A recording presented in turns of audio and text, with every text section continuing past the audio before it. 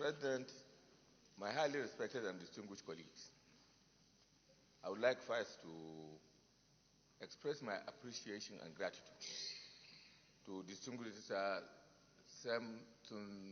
Sekibo for rising to once again bring to our attention this very disturbing specter of violence during electioneering processes in this country. This has been with us for a long time, and particularly since the emergence of this republic in 1999. Mr. President, the specter of violence and its attendant consequences is one of the most unhealthiest events in our polity, and for which I think all of us politicians, irrespective of the party to which we belong, have a responsibility to address and to curb. Otherwise, we may also become its victims. We are riding on the back of a tiger. If we don't take care of the direction which it will move, it will also swallow us. So, Mr. President, at this point, I would also like to really express my appreciation and also gratitude to the point that the minority leader has raised. The need for us to get the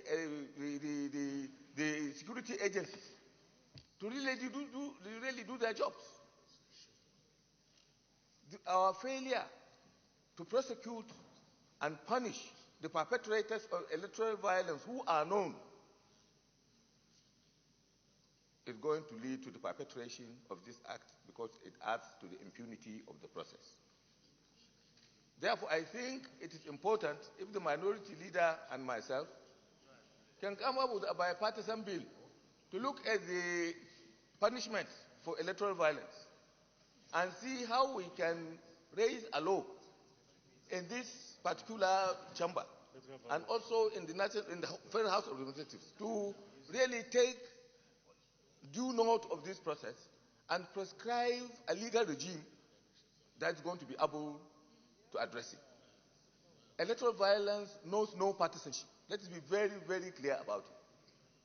All the politicians on all sides are guilty. Violence did not start when APC came to power.